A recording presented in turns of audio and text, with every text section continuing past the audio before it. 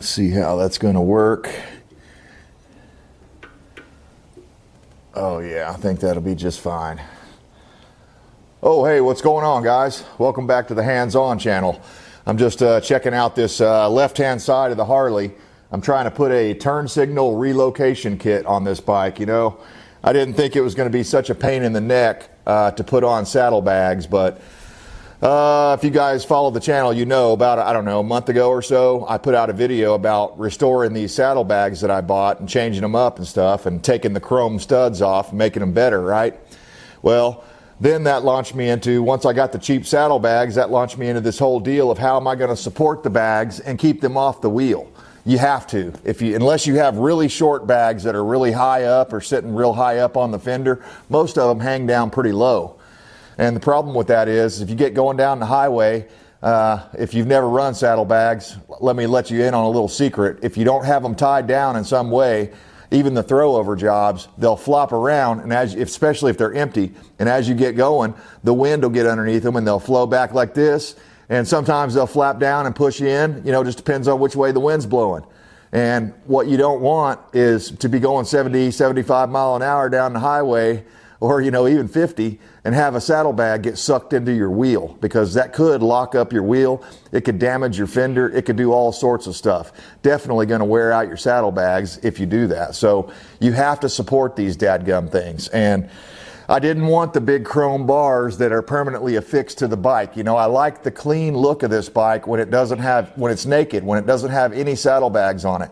And I plan to keep it that way most of the time. So that launched me into this whole deal where I spent hours and hours and hours searching YouTube videos and searching forums, motorcycle Harley forums, trying to find somebody that was doing this to an older Softail. Everyone I saw on YouTube was on a brand new 2022 or 2023 Softail. And I'm like, man, I need a video on a 2003, which is what my bike is. And I'm sure there are lots of other people out there that would like to know this before they go and invest. You know, the kit that I ended up buying cost me nearly $100 at Harley.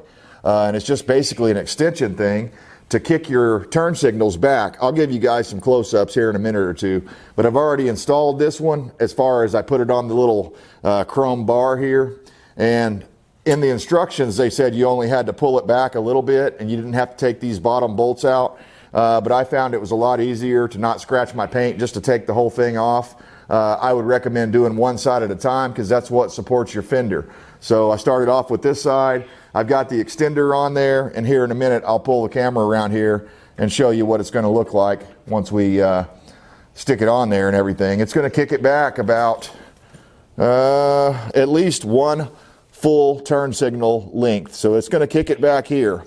And there are a lot of options you can go with. I considered doing this one where you just put a bar back here below the tag, or maybe it's above the tag. I don't know exactly where the bar goes, but somehow you put this bar on there and the turn signal's attached to that. But I didn't really like the bar. It just didn't look as cool as the factory signals. I thought that these factory signals, they're stylish. They're kind of like 1950 style. They have this airplane wing, what would you call this? Stalk, I guess, turn signal stalk. It's kind of an airplane wing shape, you know, so it looks nice. And these are bullet shaped and everything. And I like nice big turn signals because I want people to see what I'm intending to do on my motorcycle, right? One of the things I could have done is I could have put some little micro turn signals on there. And again, I just don't like that because I want people to see me. I had a little old lady pull out in front of me one time. I think it was like 2010, 2011.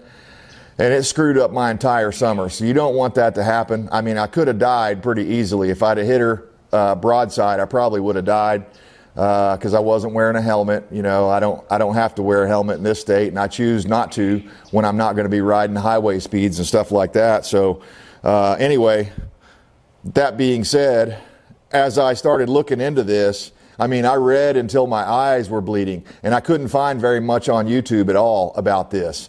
But let me show you what the real problem is. You know, at first I just went ahead and I bought these brackets. They're kind of like easy brackets or ghost brackets, or there are several companies that make these brackets. But these ones I bought were Amazon brand or whatever. and they were like $55. All the American made ones were like $200+. And I'm like, man, I'm trying to do this cheaply. I'm not trying to, you know, spend my whole wad on saddlebags. I just want to be able to, you know, make the bike more practical. I want to be able to carry stuff around, go to the grocery store and buy small amounts of things on the motorcycle, right? And right now I have nothing. So probably 2 or 3 months ago now, I bought a quick detached Sissy bar to put on here. And that will be great for long hauls and stuff like that, or for when I want to have my wife on the back or whatever. But I want it to be able to come on and off quickly so that I can, again, have the bike remain as naked as possible unless I need it, right? I've got plenty of shelf space around here. I can find a place to hang a Sissy bar up or to hang saddlebags up when I'm not using them. And then when I need them, I want to be able to quickly deploy them and quickly install them without having a bunch of crap to do, right? I just want to be able to go, hey, I think I want to go pick something up, and go clip, clip, clip, and boom, I'm ready to go, and it's locked in. So I bought these quick release brackets that work similarly to the easy brackets. They basically have a groove in there, and I'll show you those in a moment. But there was no way they were going to work with these turn signals where they are. So yeah, it was just a whole lot of research. Let me see if I can get you a shot of this. This is with the extension on there already. And again, for me, I found it easier to go ahead and pull the bracket off and attach it. I put a little bit of Loctite on here because that's the only bolt holding this on.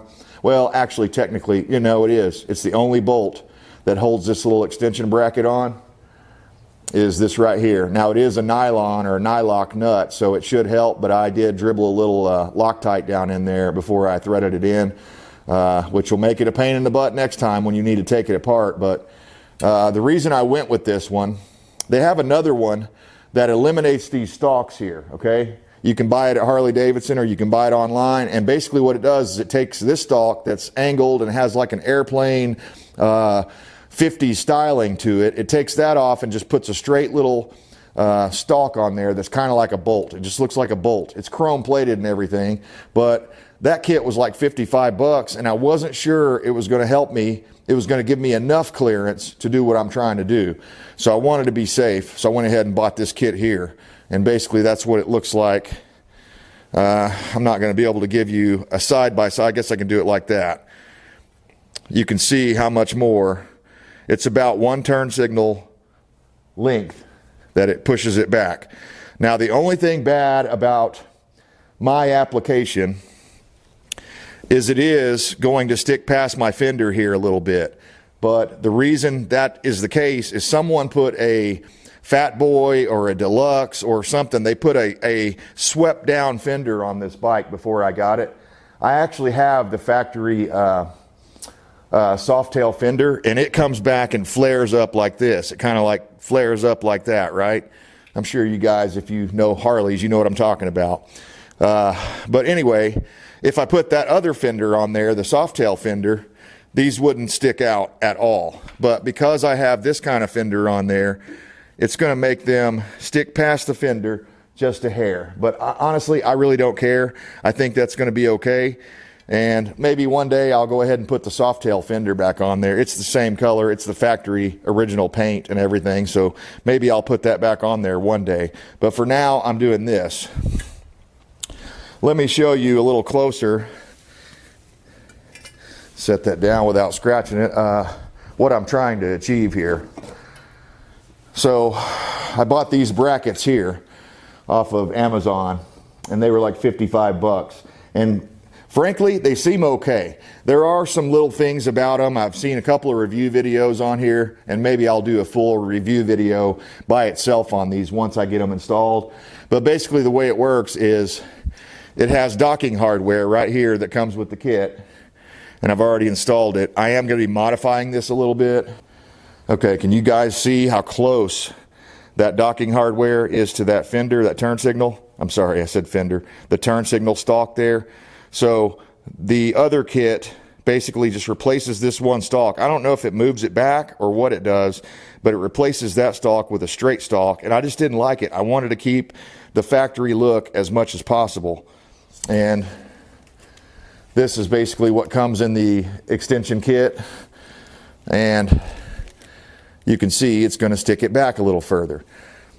And here in a moment, I'll give you guys a shot of the part number on this, but for now, let's talk about these brackets and the reason I had to do this. You can see they have these grooves like this, right? And those fit on, they're supposed to fit on these grooves right here.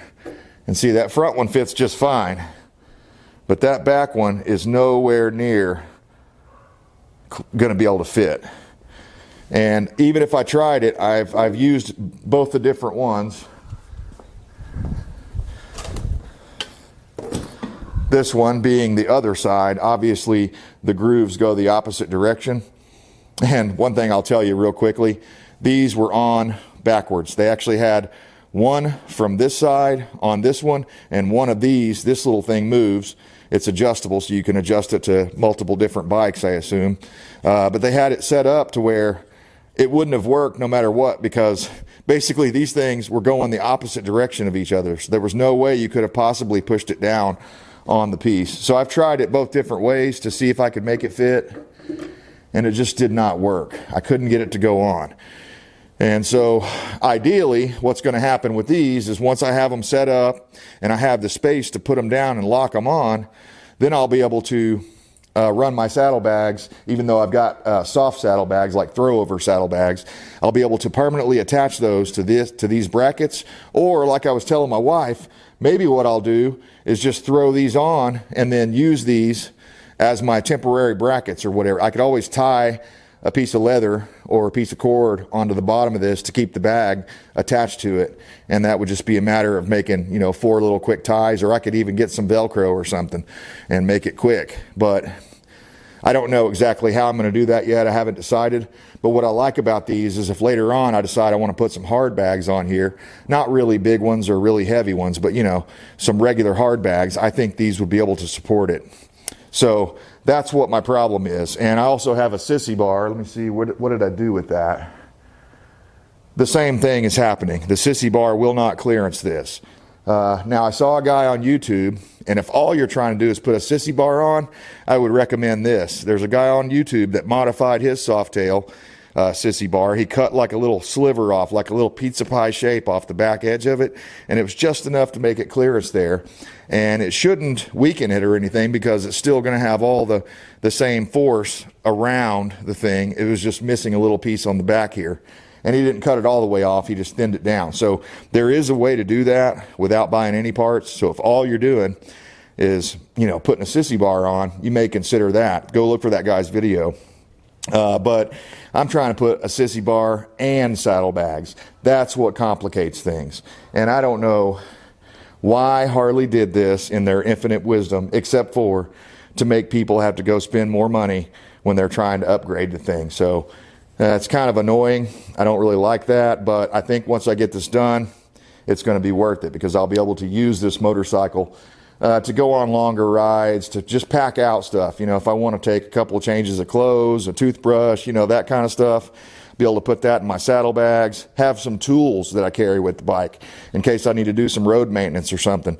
And then with the Sissy bar, I'll be able to put a big duffel bag back there and put all kinds of stuff in that. So I'm excited about it. Let me pull you around to the other side and get the light set up, and I'll show you kind of what we had to do to get to this point.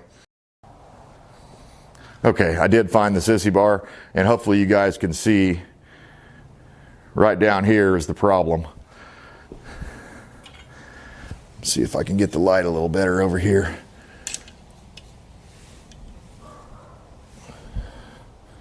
Yeah, that should do it. Basically right in here, there's a lip that's causing interference and won't let it go down. There's a way, if you're real careful with like a Dremel tool or maybe a grinder, but you want to be really careful, you can slice that back section, that rounded part off, and knock it straight, and you can make that clip down on there with the factory turn signals. There is a way to do it. I thought about that, but again, what I'm trying to do is not have that bar hanging down there. That's my main objection. I don't like those bars because, you know, it's just annoying, and it doesn't really offer you very many chances to upgrade in the future like this system does. So if I want to put hard bags, or if I want to put ammo cans, maybe I find a great deal on the perfect ammo cans. And although this is not really a military style bike, but that would be pretty cool for practical reasons. Now, am I saying you're going to carry, you know, full ammo cans full of ammo? No, probably not, because I wouldn't imagine these brackets are strong enough mounted on this type of system to keep it from, you know, causing problems. So anyway, that's what I've been up to. And when I get done with this, I'm going to go over to the whole front end, and we're going to be changing some stuff around. I don't like these handlebars. I'll be getting these buckhorns, they call them. Taking the buckhorns off. I've got a set of T-bars that are almost straight. I like that. I don't want them to be too far bent back, you know, and have too much pullback, because I just think they look so good and it handles so well when that is in line with the fork. I just like that look. I think it makes it look a little more chopper-esque, and I don't really want, at least right now, I don't want ape hangers. Maybe someday in the future I may change my mind, but yeah, I'm just trying to make this bike my own, right? Put the things on it that I need and I want, and make it practical for my application. Hey, what's going on, guys? Welcome back to the Hands On channel. We're back to working on my Harley. I don't know where I left off on the video.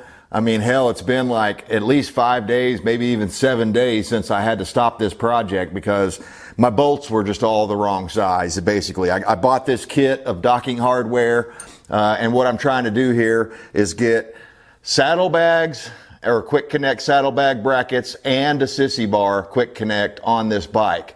And the kit I bought came with these bolts here, and they just weren't long enough. I think they look like stainless steel. I should take a magnet to them and see if they are, but I may have to use them anyway, even though they're not long enough to do the docking hardware like I was saying. They are long enough to replace these bolts, and I really chowdered them up, man. I had to. One thing I'll tell you I'm not a fan of after working on this Harley are these super soft bolts with the Torx head. Come on, give me a focus. Come on, focus. Focus, pocus. Come on.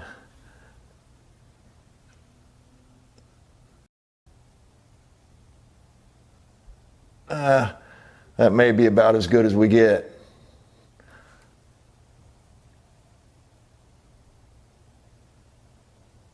Okay. Anyway, this bolt is all chowdered up because I had to take vice grips to it to get it off. The inside of it was stripped out, that Torx part of it. Why aren't you focusing? Anyway, the Torx part of it was stripped out, and I couldn't get it out of there. It was in there really tight. And on this one, they used blue Loctite. On some of the other ones on the other side, they used red. So it made it even harder to get it out of there. And so anyway, I had to buy some new bolts for the docking hardware, but I didn't buy any to replace these because I was able to get the two on this part out, and I actually ended up with an extra bolt. So I was able to take one that was too long and shave it down and put a fresh bolt in on the other side. But now the problem is, most likely I'm gonna have to go back, because this is what I have, I'm gonna have to go back with some socket head style like this, with Allen head. But either way, I'll have to cut those down substantially to get to this size here. But that's my plan for now, for at least getting the bike buttoned up. And then next week sometime when I go to town, I'll buy some more of the bolts that I purchased, which are a lot like this one here. They're just an Allen head instead of a Torx head. And what I like about these is that they're just a little more forgiving. But one thing I will tell you is if you're gonna put bolts in, like this one here, that's probably about the right size for that spot. If you're gonna put these bolts in like this, do yourself a favor in the future, put a washer behind it. And the reason why is if you ever can't get this Allen part undone, and it strips out, you can get vice grips like I had to do and clamp around it very carefully so that your vice grips aren't touching the chrome in here. It was pretty hard to do, but after about 20 minutes of fussing with it, I finally got that bad bolt out, and we'll be replacing those with something like this. And I prefer, if I can upgrade, I go to stainless steel if I can, on a motorcycle especially, because you don't want the thing rusting out on you. But anyway, that's enough fighting with the focus on my camera. It always seems to do that when I zoom in tight. All right, so to save some speed here, I thought I'd show you guys. I was able to complete the other side, but I'm not going to show you yet. I want to show you guys how this goes. It's not super hard, but I'm really glad I did this because I found some things, some issues with my motorcycle that I didn't even know I had. I don't see any real evidence on this side, but on the other side, I could see evidence where something had been rubbing the tire right here on this part that sticks out the most, the little cornery part. Now, it didn't tear my tire up completely, but I can see some places where it's rubbed on it multiple times. Probably when you collapse the suspension and you bottom out. That's probably what was causing that to happen. So if you went over a big dip or something, or maybe you're carrying a passenger and you hit a dip or a speed bump, that could cause that to happen. And the source of that was someone, whoever put this fender here on. This is a Softail standard, so it had a Softail fender on it that flared up like this, and someone put this other fender that drops down like that, kind of like a Fat Boy style or a Softail Deluxe style fender. I'm not sure which, but either way, it's got the bigger swept down fender. The problem with that the previous owner had, or whoever worked on this thing last, was they could not get, okay, this bracket right here, it's supposed to go here. Does it go that way? I believe it does. Yes, it goes that way on the inside of the fender. It goes like that. But these people didn't have this mounted here. They had it mounted here like this. And my first indication of a problem was when I turned the bolt, this thing suddenly popped down like that. And I'm like, what in the world? Why is that thing sticking down like that? That should be attached. I can see where there's a bolt hole. And I wasn't sure. There's another bolt hole back behind this thing you'll see here in a minute, and I wasn't sure which one it was supposed to go in, so I was thinking it went in this one and then a nut or a bolt went in there, and you know, it was hidden by this. Well, that's not the case. I had to get on the Harley-Davidson website and download the manual to figure out where this bracket went and what the deal was, because what they had done is they put this bracket here behind the fender, they put a bolt like this through the fender. Why is that not going through? There we go. They put a bolt like that through the fender with a washer or a spacer back behind it, and then they put a nut on the inside, okay? They had it pretty well cut flush, but that nut right there stuck out just enough more than this plate would inside the fender, okay? It stuck out more, enough to where it could rub the tire on the other side. So I really wanted to correct that. So anyway, I got on the Harley-Davidson website, I downloaded their manual, and like on towards the end of the manual, as you're scanning down through, you'll find the fender mounting instructions and different things like that, and the blow up where you can see how all these brackets are supposed to go. Well, what I didn't know, because I didn't take this apart, was that this bracket, instead of being here like this, was actually supposed to be, is it here? It's either here or here. I think it's like this, actually. Yeah, that's it. It's supposed to be like that right there. Okay? So what that means is this is threaded, so you don't have to put a nut on the back of it. This is threaded, so as you screw this other screw in right here, it holds that to the fender, and it pushes this through the fender, and as you tighten everything down, it's like sandwiches everything together, nice and tight and neat for a nice custom fit. So then I was thinking, well, I guess I'm going to have to put a bolt back here and put a nut back here, because that's a little bit farther away. This is more over the center of the tire where you're going to have the most amount of tire up inside the fender. This is a little farther away. I thought I could get away with putting a bolt there, or a nut and a bolt. But I started thinking, I was like, man, this doesn't seem right. I don't think Harley would have designed something like this. They went through the trouble of designing this piece. Why didn't they design another piece for the back part of the fender? Well, I got to looking, because I got the fender with this bike that came off of it, the factory fender. I got to looking at the factory fender, and I didn't see any extra bolts anywhere or any extra parts. But then I looked at this thing, which is the taillight and tag bracket for that Softail fender. And lo and behold, on the inside, there were these brackets like this. I think they go this way.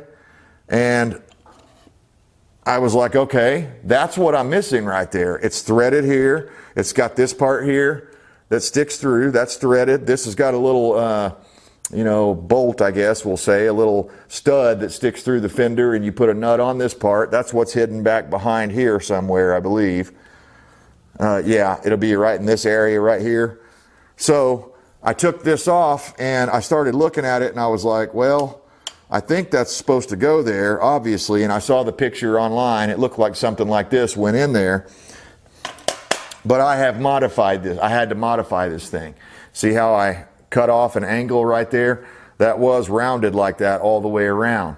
And on the Softail standard, because the fender goes straight back like that, it was not a problem. But on this one, because it curves down like that, it is a problem. And this part right here, the rounded part, was interfering with the top of the fender. So you couldn't actually get it in there flush mounted up against the side of the fender. It would go in, but it was like kicked out like that. And there was no way you were going to be able to get a bolt to thread in there like that, at least not straight. So I started thinking about it. I thought of a couple of different ways because I know how to weld. I was thinking, I told my wife, I was like, I could just cut it right here, and then later on, if I want to weld it back on and put the other fender back on, I could do that. But then I thought, hey, you're not going to see these anyway. I could just shave this off at an angle and stay away from the 2 bolt holes that hold it on to the tag bracket, and then later on, if I needed to, I could put this back on. So I didn't want to, you know, make it to where it was, you know, foobar or something, you know, to where I wouldn't be able to fix the thing back up and put the old fender back on if I want to someday. I mean, I really like the look of this. It's one of the reasons I bought this bike, is it was a little more unique. But the reason I'm telling you this long-winded story here is it's cost me days and time trying to figure all this stuff out, how I was going to get something on the inside. I was thinking about buying some of those nut zerk things where you insert them into a hole inside the fender and they just bite down by, you know, friction of force and everything, but they're pretty much flush and low profile. But I was overthinking it. All I needed was this, but I didn't know I had this because I honestly had never really paid much attention to this thing other than sticking it on my shelf and forgetting about it. So it was a lot more custom work than I expected to do. Not to say that this was very hard. It was just a cut with my grinder, and I smoothed it out, and I shot it with a little bit of goldish colored paint so it would sort of match here and not rust up under the fender. But also, as I discovered, this has a little wire bracket on there. So that actually holds your tail light and your turn signal wires, I believe it's just the turn signal wires, up off of the tire.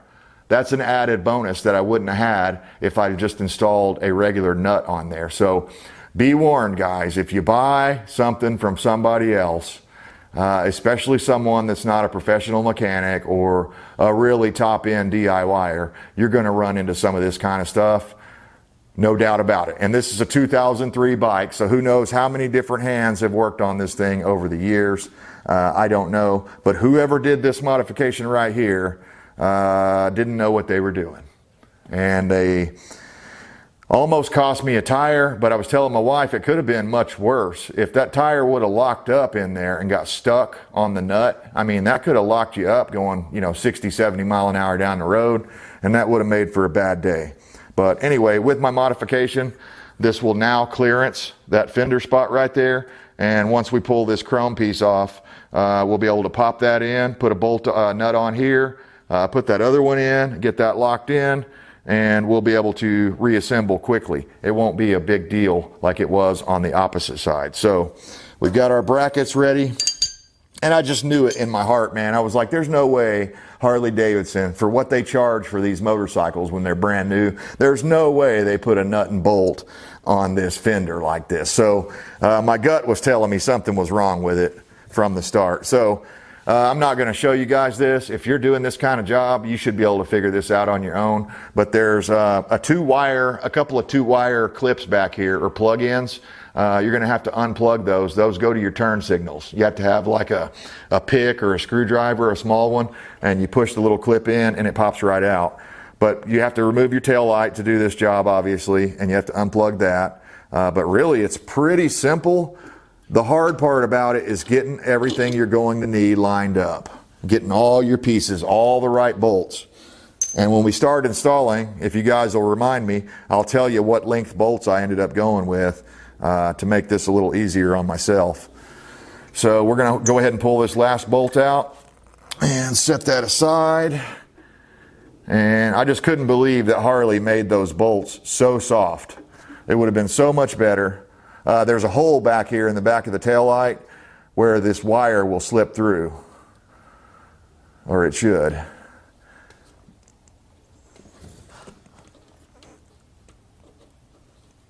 This one's a little tighter because there's another wire kind of in the way.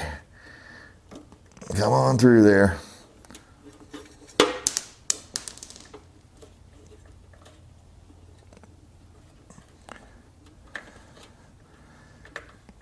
What's the dealio here?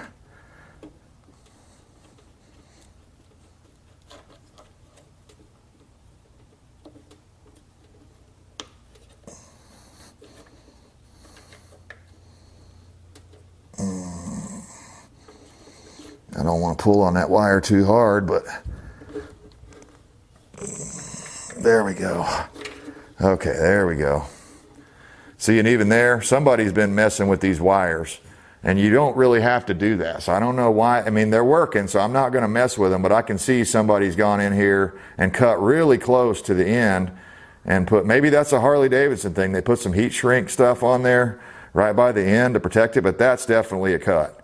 And I don't know why you'd have done that, because at least on this Fender, the wire fits through the hole. There's no need to cut it. Maybe someone just got ahead of themselves and didn't know what they were doing. But anyway, what we're trying to do, let me pull you over here and show you the kit. We're fixing to pull this off, this turn signal, and put an extension piece on here. I bought this little set here from Harbor Freight, but one thing I hate about it is it's really difficult to get the tool off of this little stand here. The idea is great where you've got this little, socket holder organizer thing, but every one of these things is like, I mean, you really got to grunt on it and wiggle on it to get it to come off of there. Maybe as you use them, it might get a little better, but this is just ridiculous. It's almost not worth using the divider thing. So let's see what this is. A T40, if you're curious.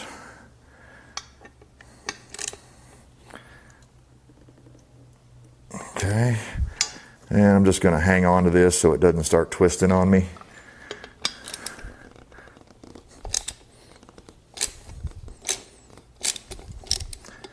I wouldn't try to use an impact on these. You can when you're screwing them in, when you're running them in, as long as your threads are good, but I definitely wouldn't use an impact to try to remove them. Because most likely you'll screw up the threads. And this one right here, it's captured around there, so you really can't get vice grips in there. I guess if this one was stripped out, you'd have to take a Dremel tool and slot it like that so you could get a big flathead screwdriver in there, and maybe then you could get it out. But yeah, they could have done a little better on these bolts. Stainless steel would have been nice, especially for the money you're paying for a Harley, but these aren't stainless steel. And look, someone used red Loctite on that. Luckily it wasn't too bad, but sometimes, man, that red Loctite can be a real nightmare. It's the difference of getting a bolt like this in, or out of the hole or not. So we'll be using blue when we go back. So we'll just slide this whole apparatus through here, just like that. Hopefully it goes through. Yep. Now we grab our extender, 9000. Not sure that that's what they call it, but it's what I'm calling it. And that goes on like so. And all it does is kicks the turn signal back to right there. So can I? No, I can't do that. I think it's better. I was just thinking to myself, is it better to put the turn signal on before I screw this on? But I don't think it matters. But yeah, we're going to get this bolt here that came with it. We're going to get the proper Loctite, Loctite 242. I had to buy this bottle, a little bitty tiny bottle like that of 0.34 fluid ounces. Cost me $20. You talk about insane. That didn't come with any washer or anything. Should I put a washer on it?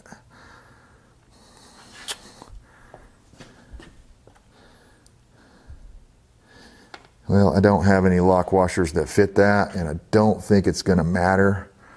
Let me look and see what I did on the other side.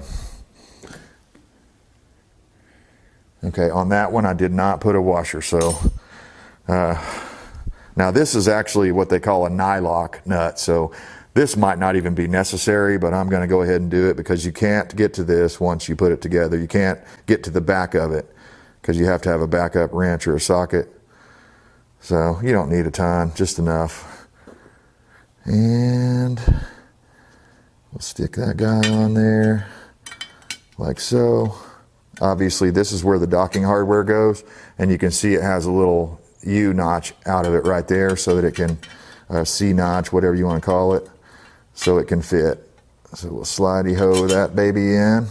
And another thing, this bracket kit cost me $100. They couldn't give me a stainless steel bolt. It would have looked so much better than that. I mean, you can see how that stands out against that chrome right there. So anyway, whatever. So yeah, that's my only real complaint about the Harley so far. My ownership of the Harley is anytime I've had to deal with those Torx bolts, there's a good chance that they're not going to work. They're going to strip out. Okay, grab my Allen wrench and a socket. Okay.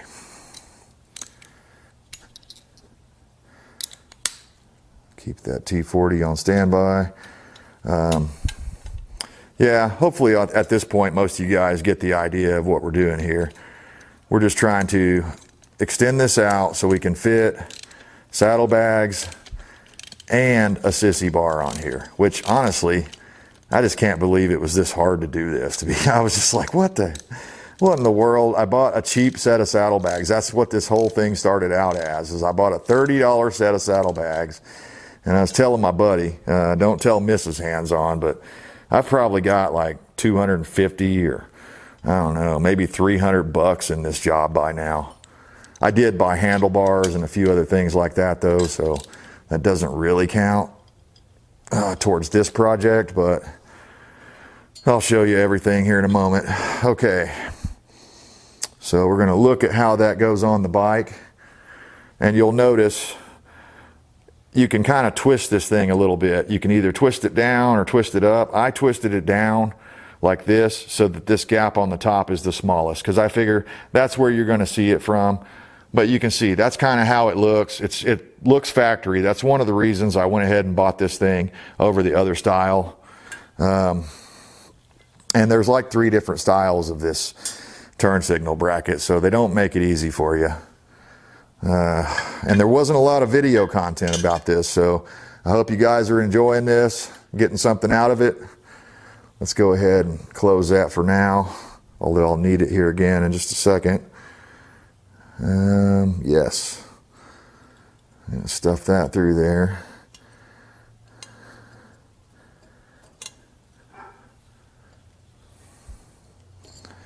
Okay. So, if I'd have had all the pieces together and had all the bolts I needed, I think I could have done this job in about 2 or 3 hours. Let me give you one more caveat. If I'd have had all the bolts and all the pieces I needed all at once, and those Harley bolts hadn't have stripped off, I could have done it in 2 or 3 hours. But by the time you deal with stripped out bolts, stopping and restarting the job over and over and over because you keep running into obstacles, that was the worst part about this, is all the different obstacles I had to overcome. Oh, come on, get in there. I was trying to do it where you guys could see it, but we're going to have to just go with this. Okay, you can see that turn signal and the stalk are separate pieces. See how it wiggles independently? So you want to make sure all that's lined up as you're threading things back in. and get it as finger tight as you can. Definitely don't want to spill my $20 bottle of 3.5 fluid, whatever it was, not even 3 ounces. What was that again? 0.34, okay. 0.34 fluid ounces, 10 milliliters, 20 bucks. You talk about some expensive super glue, and that's all Loctite is. It's special super glue, but it's, I don't know if it's that special. Pretty annoying.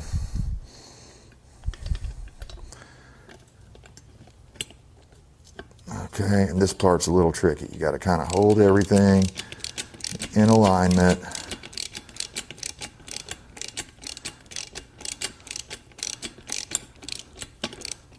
Get it lined up before you cinch down on anything real tight. Okay, we're snug now. And I just want to look at it.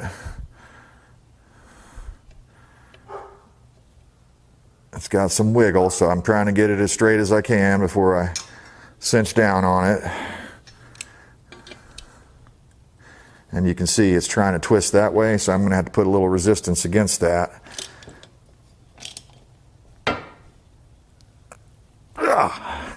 I wouldn't go crazy with it, but I'd say about 1 to 1.5 grunts should probably get the job done for you. So that's what you end up with. We'll just clean her off a bit here. Of course, it's a moot point because I'm going to get fingerprints all over it again as I'm installing it. But just to show you guys what a $100 turn signal relocation kit looks like and some of the struggles you may face as you do this job. Again, it's not that it's a hard job. You just have to have all your ducks in a row before you get started on it. So we'll come back here in a minute and we'll go ahead and start reinstalling this thing, and I'll show you at the end how the new saddlebag brackets and the Sissy bar looks. Man, I can't wait. I'm really excited about this. Make sure I got you in frame. Looks good. We're going to be installing these brackets I was telling you about. I guess we'll start with this front one here that was on the back. And one of them, the sleeve is a little longer than the other one. You want the long sleeve to go through the hole in the fender right there. And the other one faces the opposite way. It's just basically a captured nut right there. So we're going to stick that in and see if we can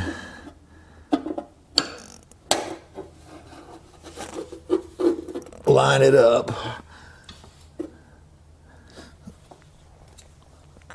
Just for the time being, where is it? Right there.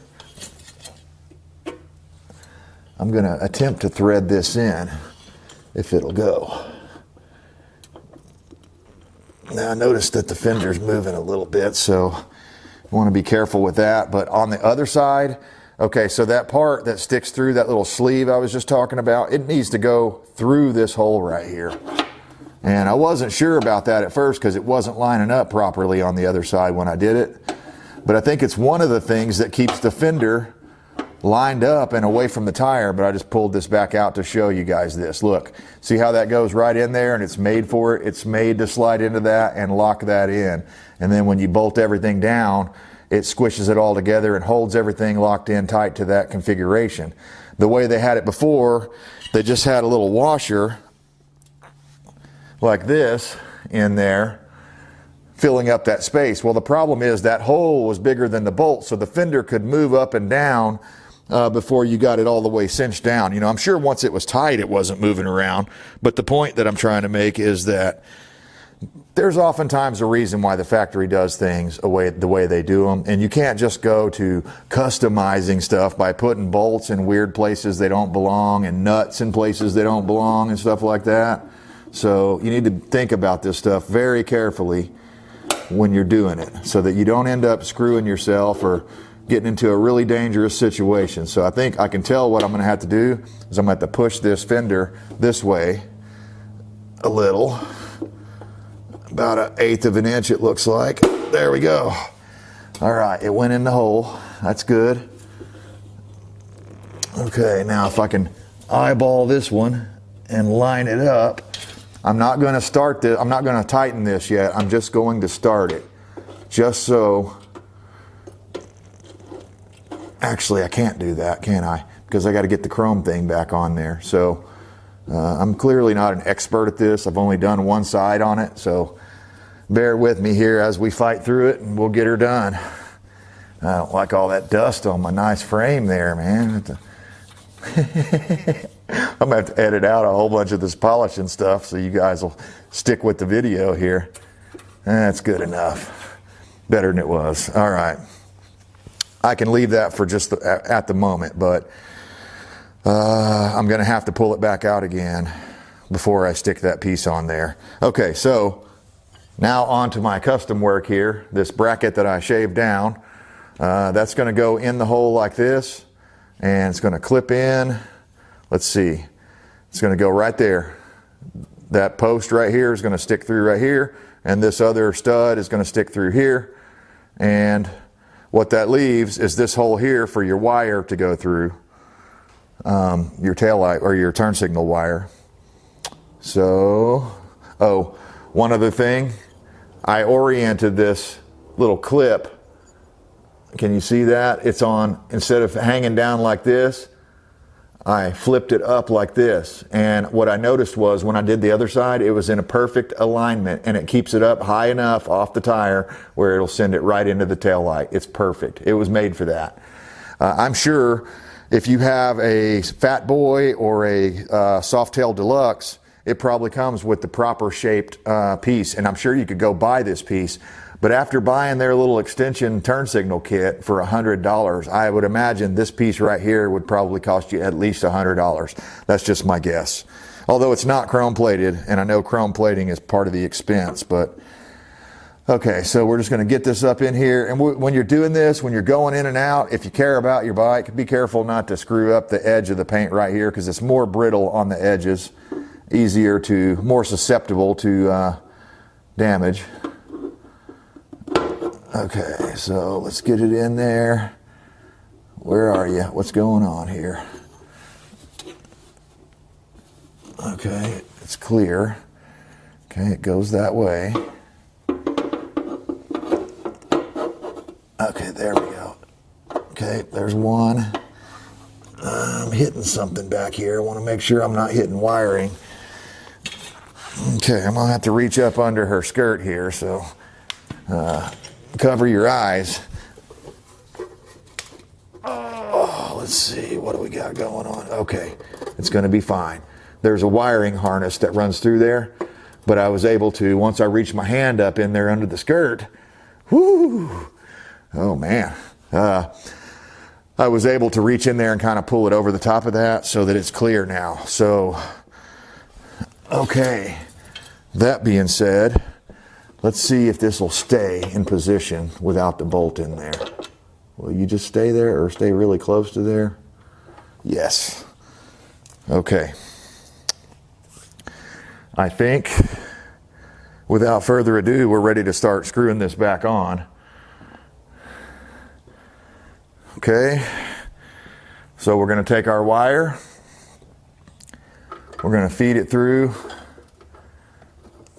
the holes here.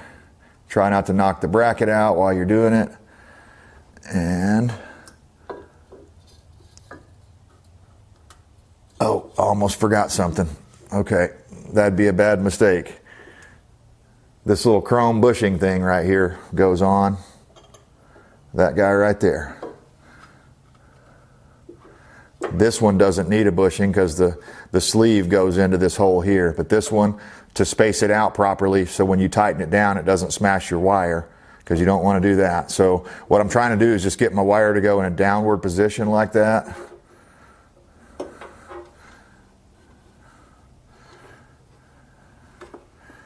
Okay, and you gotta, the wire is gonna be on the outside of the fender a little more than it was before.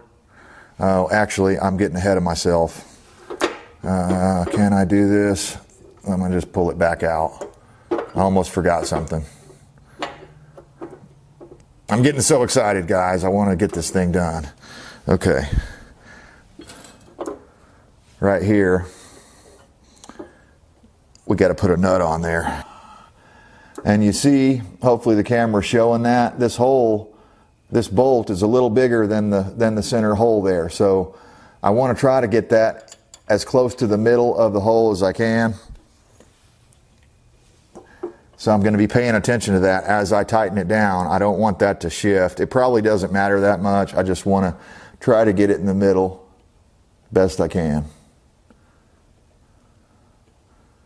Come on. Yeah, expensive as this stuff is, it works the same way as bankruptcy works. It's everything all at once when it happens. Okay.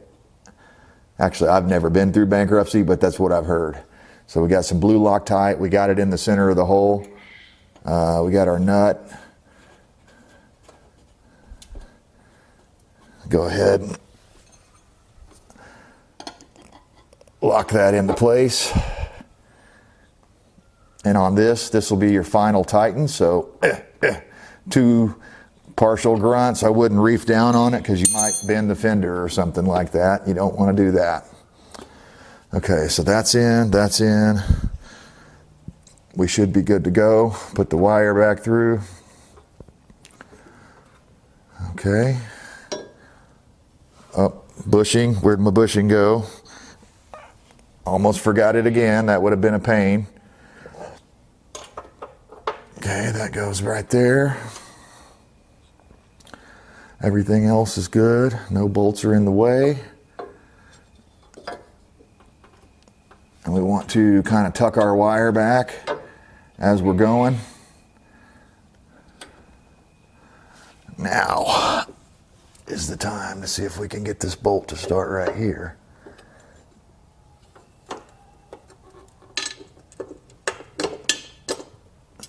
And remember, nothing's holding that bracket in, so you have to line it up. It's one little thing that's kind of a pain in the butt about this job. Okay, just making sure everything's in place.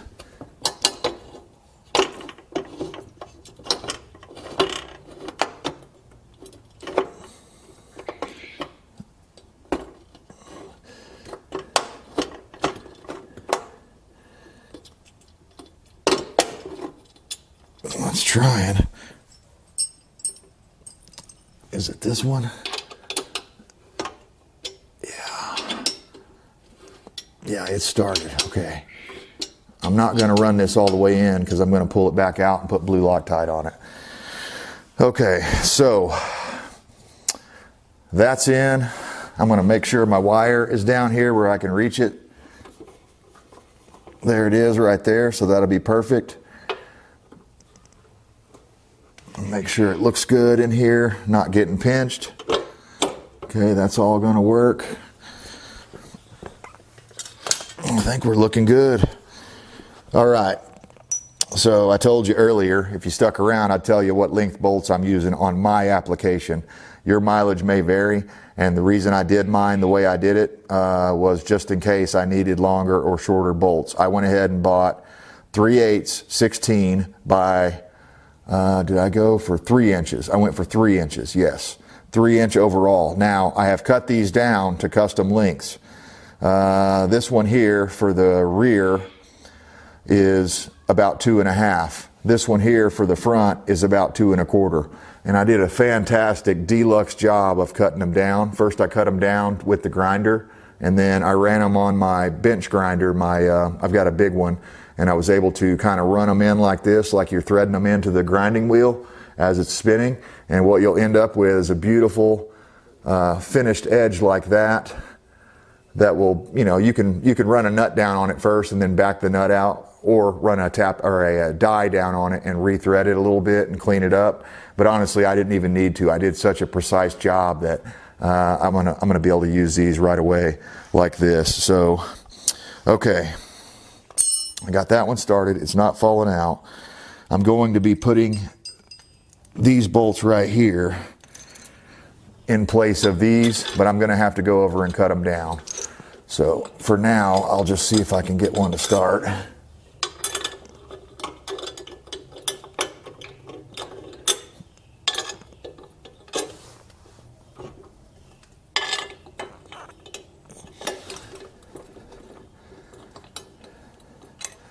Why are you being like that?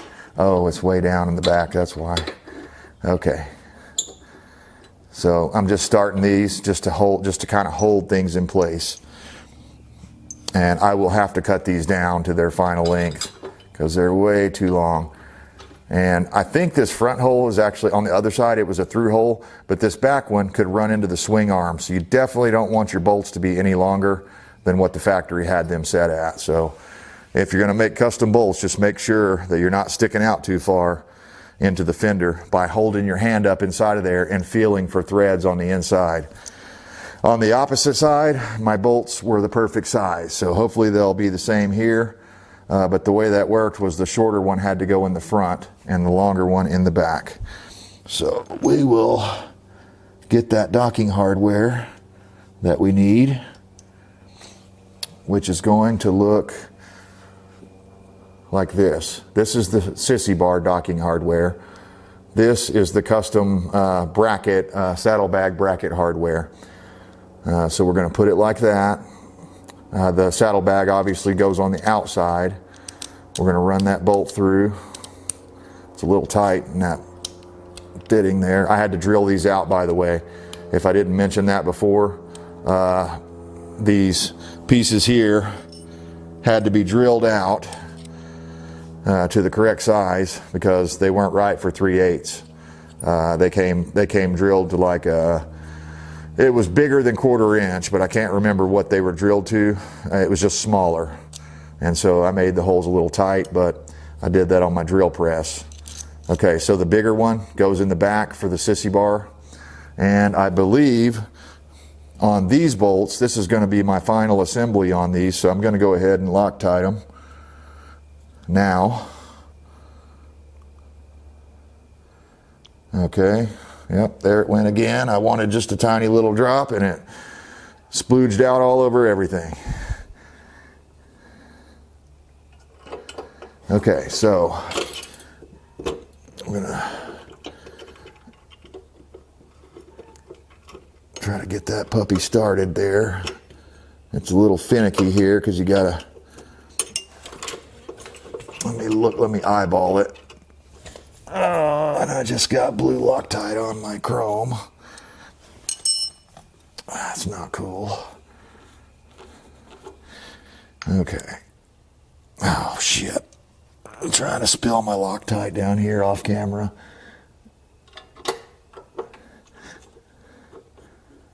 Yeah. I don't know. I just miss the days, man. I know you guys probably get tired of hearing me complain all the time about how much money everything costs, but I so miss the days when, you know, I could go buy some Loctite and some other products and not feel like I'm going broke as a result of it. Okay, there we go.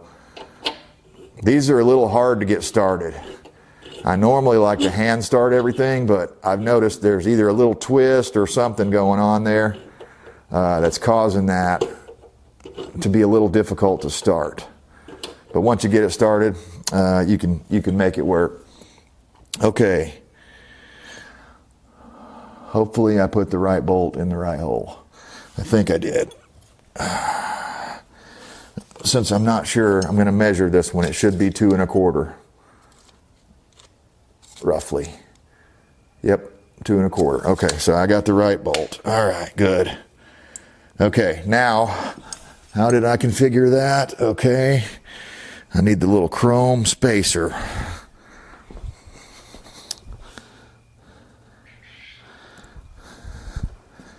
Make sure I got the right size spacer. Yes, I do. Okay, on the other side, to make these even for the quick connect saddlebags, I had to use a little spacer on the inside. I thought about configuring it like this instead, where it's sandwiched in between like that. And I don't know. I could go back and do that if I changed my mind, but it seemed to work a little better, or at least so far it worked a little better with the Sissy bar with it like this. And also it kept the bracket for the Sissy bar a little bit farther away from this chrome and the paint that I'm trying to protect. So I figured, hey, it's probably better to be a little bit wider. So that's why I went with that. Come on, are you not going to fit on there? Are you freaking kidding me? Okay, well, I'm going to have to go over and to the other shop and ream this out right quick because the chrome fitting does not fit. So just when you think you're done with all that stuff. And actually, while I'm doing it, I'm going to take these bolts here over and cut them to length because I'm definitely not putting those stripped out bolts back in there again. We'll lock up our Loctite for a moment. Oh man, I thought I was going to be able to make one final push here and get it done. But wouldn't you know, it's going to take more than that. All right, that took a couple of minutes, but I got these bolts here cut down to length that I've already got everything Loctited. So I'm just going to start threading these guys in there. And I don't want to tighten anything up super tight until I get all the bolts started. Then I can tighten everything up and torque it down. Ideally, I'd have had some washers to put behind these, but I don't have any that aren't really massive, and I don't really want them sticking out because I haven't decided yet. I did go ahead and cut all 4 of them down because I haven't decided yet. If I like this look, I'm just going to go ahead and change the other factory ones on the opposite side. I got this bolt, I pulled it out off camera and got it re-Loctited. But now I'm going to go ahead and snug it up because it's the only thing that's holding that bracket in. So we want to be careful about it, but you want to snug this up. Don't have to tighten it all the way. But I want it to where that bracket won't fall out again. 3 or 4 times while I had the camera off, that bracket fell out. One time I completely lost it and it took me like 5 minutes to find it. I was like, where in the hell is this bracket? And I don't know, does this ever happen to you guys where something's right in front of your face and you still don't see it? I mean, it just happens sometimes. And I think the glasses, because I didn't grow up with glasses, I started wearing them as an adult. I think not being used to those is part of the problem. And I got that last bushing on my drill press and I drilled that out where it'll fit. So this should be just rechecking my configuration, making sure all my brackets are on right. They look good. I should be able to tighten everything down now. But yeah, I'm glad you guys saw a little bit of that because that's kind of how it's been going. That old country song comes to mind, 1 step forward, 2 steps back type of a deal. And let me make sure I've got everything configured exactly the same way, and I do. Okay, so I'm just going to slowly snug these guys up and make sure everything is straight, make sure no wires are pinched. And yeah, that's looking nice. See, before, the way the other guy had it, there was a big gap in here. And I think what was happening is because they put those washers in there, it actually made the fender a slight bit skinnier. So we're going to take these to our final torque here, torque setting. Let's see. Okay, that felt like about 40 pounds. I don't know what it's supposed to be torqued to, but I'm just kidding. You can do the torque specs if you want to. My problem is I don't have any socket sets that have these Allen heads in them. All I have are Allen wrenches, so I really can't use proper torque technique. I just have to torque it down until it feels like it's not going to vibrate out on the highway. Okay, so we got that. These should tighten right down. And honestly, those don't look bad. Now, they were slightly magnetic, which makes me think that they're not stainless steel, or if they are stainless, they're a pretty low grade of stainless. But as long as they don't rust, that sits below the seat, so it's not gonna like catch me or anything. Tighten that down. Oh yeah. It's yeah, all right. That's tight. We'll go back and check these.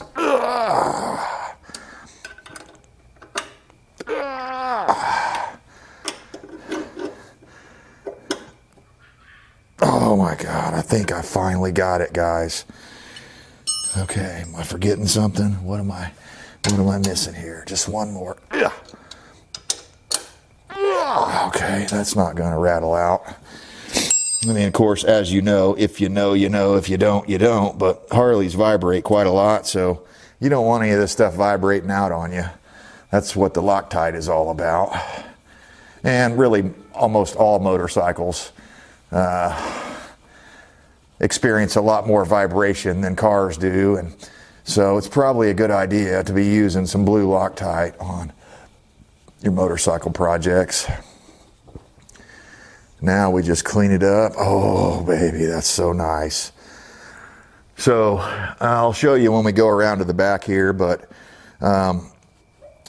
there was another style that I could have bought. Maybe I mentioned it earlier, and I apologize if I did. Maybe I'll edit this part out, but there was another style that replaced the turn signal stalks with a straight one, and it would have put it about right here. And that might have been enough clearance for me. It definitely would have been enough clearance for the Sissy bar, but it might have been enough clearance for my saddlebag bracket. I don't know. And I didn't really want to buy the damn thing and get it home and find out it was the wrong size or whatever, and it wouldn't fit my application. Because I don't know how Harley is about taking stuff back that you've already installed, but I would imagine they probably don't like it. I don't know what their refund policy is like over there. One thing I was hoping to avoid, but wasn't quite able to avoid, is, you know, they were right here. Now they stick out just like, really they're about even with the back fender. The problem is the way it rolls over the edge right there. You can see a little bit inside there, but to be honest with you, I mean, that's kind of splitting hairs. I don't think that's going to be any kind of a problem, obviously. It just pushed the entire turn signal bracket all the way back as far as you could go. But there was another type, like the bagger style, where it just has a single bar that goes across that connects the two turn signals. What I didn't like about that one is, again, it gets rid of my cool airplane wings right there. I think these things are cool looking. I think if you're going to have turn signals, these look pretty good. And Harley, you know, they spent a lot of time engineering these things to go with this classic look of this bike. So I kind of want to keep it that way. Before I get too excited, I almost forgot to check it. So let that be a lesson to you guys. We're going to just reach our hand up inside here like this, and we're going to feel, okay, that's perfect. I've got just a tiny bit of thread sticking through, but it's not enough that it's going to cause me any problems or anything like that. This one, the same. This one's perfectly flush. This one, honestly, I could have probably shaved another 1/16 of an inch or maybe an 1/8 of an inch off of it, but it's not sticking through enough to where it's going to hit the tire. So we made a huge upgrade. So let me go over right quick. I'm not quite done. We got one more thing to do. We got to install that wire and clip it on that little clip on the inside and run that through the taillight. But I want to do something. I'm so excited. I want to show you guys this. These are the brackets I picked up off of Amazon. They're sort of like ghost brackets or easy brackets or something like that. As you can see, these things are slotted and they slide on. So let's just see how we did here. Now to put them on, you have to have the key to open the little latch. And I'll admit, the little latch mechanism inside there, it's pretty cheesy. It's, you know, the lock doesn't feel like it's high quality, but all it has to do is hold the things on the bike and keep them from blowing off when you're going down the highway. So if we did everything right,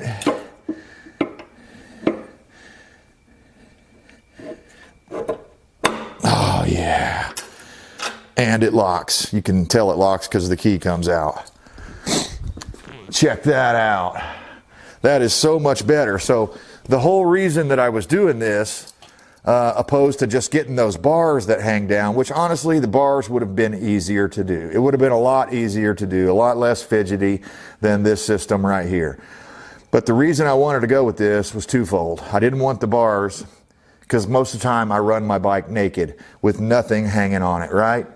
And I wanted to be able to have that same look. It's the reason I bought the motorcycle. But when I go on trips, I want to be able to put saddlebags on. I bought a cheap set of throw-over leather saddlebags that I'm probably going to go ahead and use because I bought them, but eventually I may want to put hard bags on here, and this bracket system gives me the option to put whatever kind of bags I want on this bike. And best of all, when I'm done with it and I want them out of my way. Now these, I'll tell you right now, these are really stiff, and I think they'll get better as you use them because the powder coating on here is pretty thick. Make sure my lock is clear. It is. So yeah, I had the same problem on the other side, but once I slid it on and off several times, it started getting a little easier to do. It's like the slot is too small, or the powder coating that they put on these, whatever kind of coating it is a little too thick. And so I'm going to have to, there we go. I'm going to have to mess with them and get them working perfectly. On the other side, I put a little bit of light oil on there and I slid them back and forth, and that kind of helped to break them in. Come on, there we go. Okay, once it's all the way down. Yeah, I can tell on this front one, it's going to have to be slid in and out of there.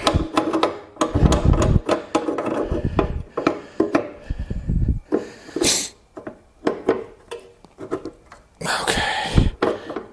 Yeah, that's getting better already.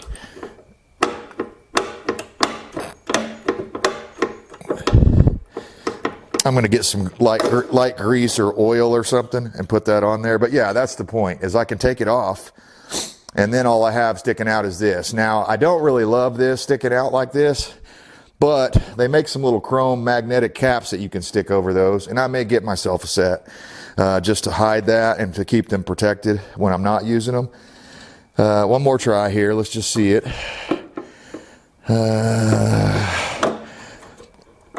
And part of the deal is I got to get these brackets set perfectly. When they're perfectly set, they'll probably go on a lot easier and come off easier.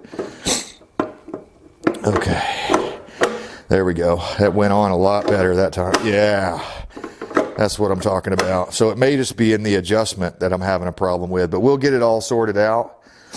I believe online or on the instructions, that crappy instructions that came with this kit here, I believe they said to put the lock at the back, but it's much chunkier back there, and I think I like it where it is. We'll see, but I could switch them around before I do anything permanent, and it might actually be, one thing I was looking at, this piece right here is a little bit wider, and it might be advantageous because it would kick the bag forward just a little bit. So if I wanted the bag to go forward about 3/4 of an inch to an inch, I could put this one on that side and that one on this side, and boom, Bob's your uncle. So whatever that means. All right. Now, this is the moment I've all been waiting for right here. I see myself using this feature right here a lot more than the saddlebags, a lot more often. So this was the whole reason I started this whole deal. Make sure we're kind of lined up there and there. Okay. And okay. There we go.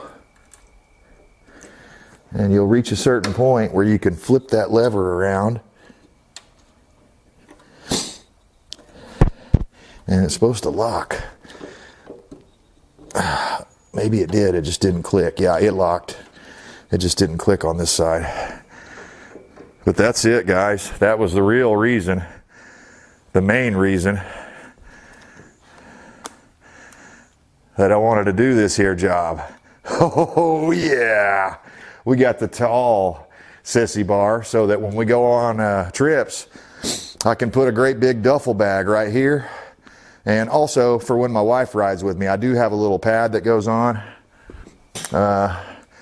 It's kind of chintzy. I can't believe this is how it works, but it's got these things that fall off like crazy. I'm probably gonna have to glue them or buy a new one.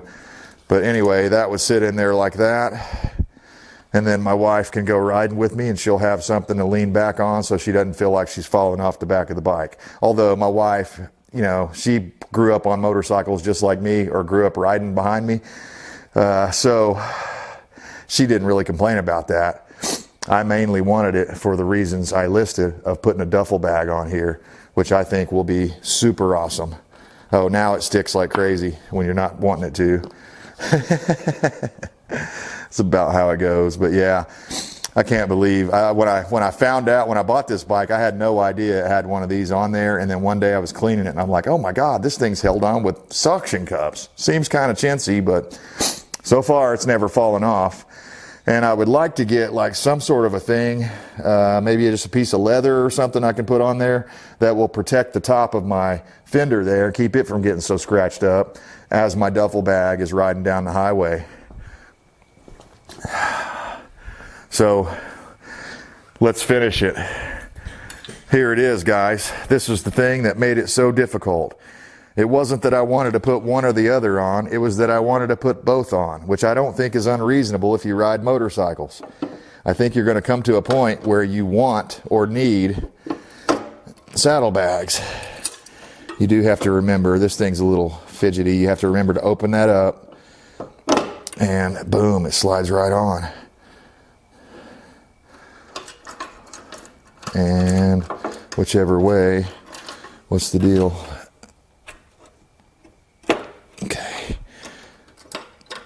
Okay, it wasn't all the way down just then, but that's the idea. Let me grab a saddlebag.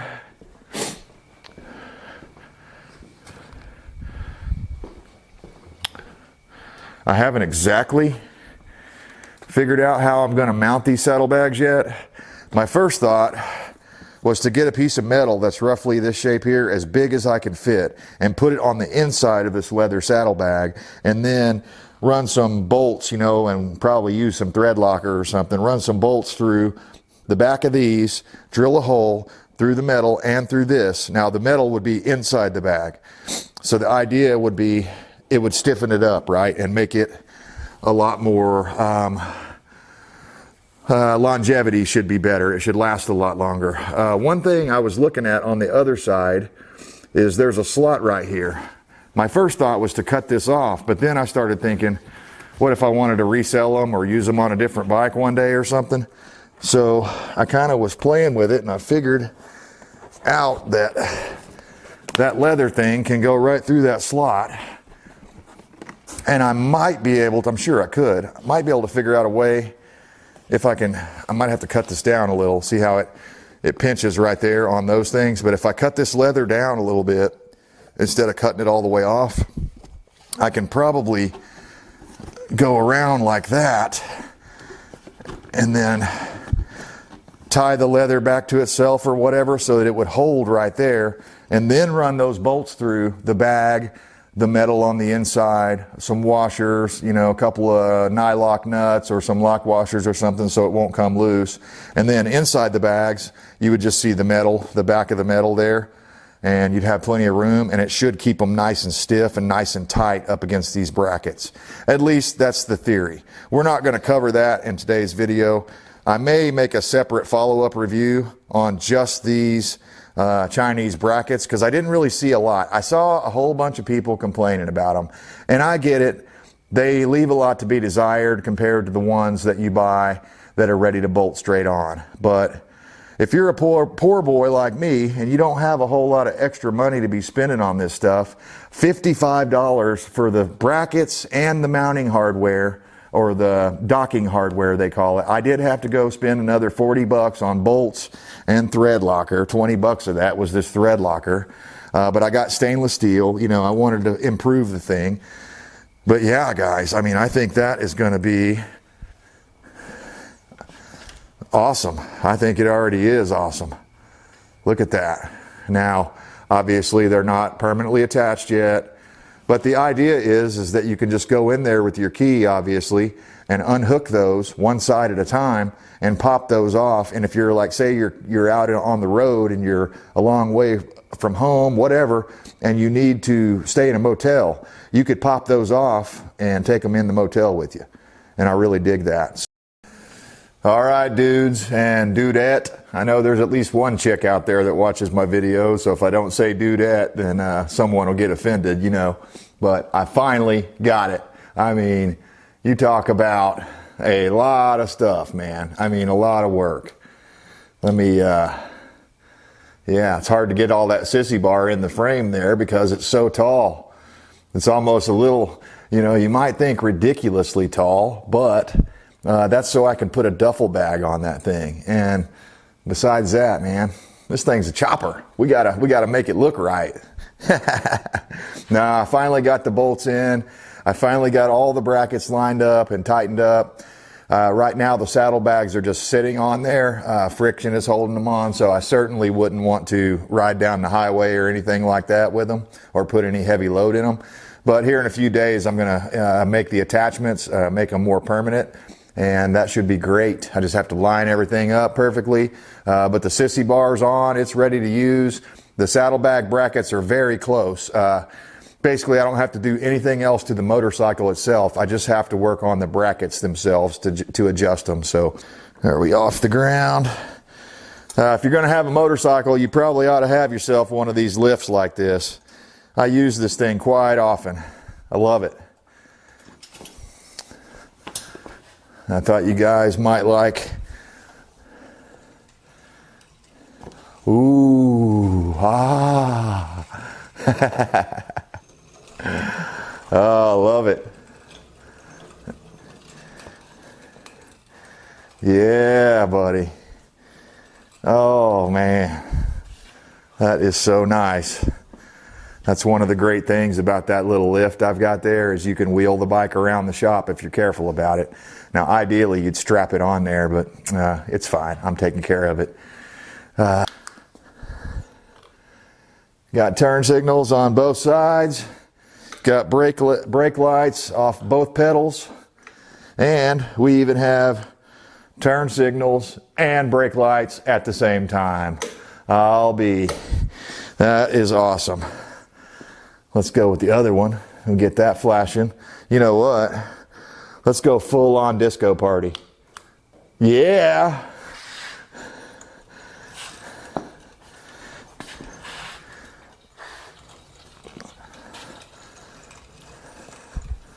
So you guys will have to let me know down below. What do you think of this project? You think it's going to make my bike a lot more practical and useful for me to go out and travel around and such? I think so. That's one thing that sucks about motorcycles is if you got, you know, you can use a backpack, but that really gets old really quick. I wanted to give you guys the back end shot of this thing so you can kind of see. Let me tuck my incognito tag cover up here. And you can kind of get an idea how far those brackets stick out off the bike there. Anyway, guys, it's been a heck of an uphill battle to get this thing done. I'm glad to be done with this part of the project. Maybe you want to ride around for a while with just the sissy bar on. Take your gal out for a cruise or something.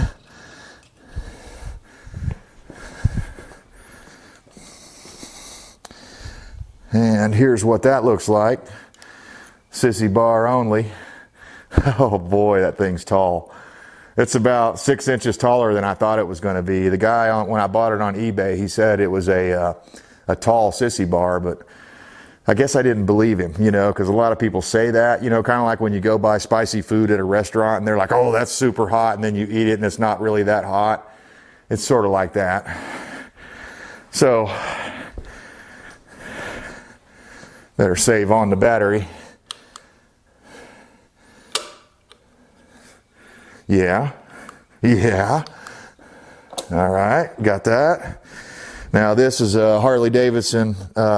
These plates are Harley Davidson. I don't know about the actual bar itself, but the plates are Harley.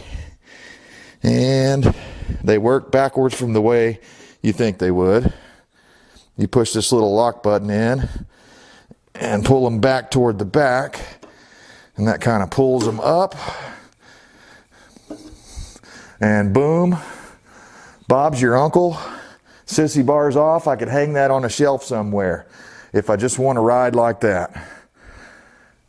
The old clean look, you know. I don't know. I'm sure I'll want to go back to this, although I think that Sissy bar looks pretty darn good on there. Let me get you a close up and I can kind of show you, if you don't know, how this Sissy bar works. All right. Okay, you see that docking hardware there? This outer piece is what the Saddlebags mounts onto. The inner piece that has the black part on it, that's what the Sissy bar mounts onto. So, Sissy bar to the black, and it's just a matter of lining these up, pushing them down on the groove, and lining the back up.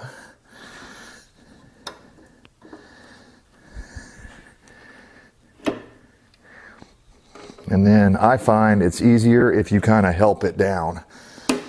I'm sure as it gets broken in, there it goes. That one did not click.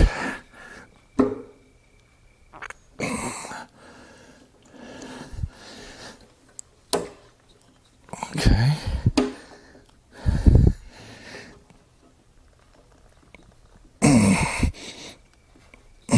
Yeah, earlier I had this happen too.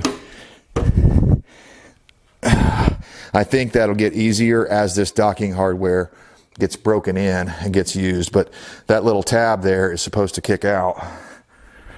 So what I would do is, before I went for a ride, I would get that screwdriver right there. And it worked earlier. There it went. Hopefully the camera picked that up. That little button popped out. That means it's locked in. It's not coming off. If you're not used to a Sissy bar, you're going to have to go over the seat more with your leg rather than doing the karate kick around the back of the fender. And that's how I normally get on this bike. So I guarantee you that's going to be my tendency, is to flip my leg up and go like that, and, you know, to get on the bike. And so I'm just going to have to pay attention to that as I'm mounting up. Regulators, mount up. But this bike's not very tall, so not super hard. That's how it's done, guys. That's going to be awesome. And when I'm out on a cruise on the road or something, if I get a little tired, I can probably like lean back all the way onto that Sissy bar. I don't know. I'm not going to really do that, but we'll fire it up right quick.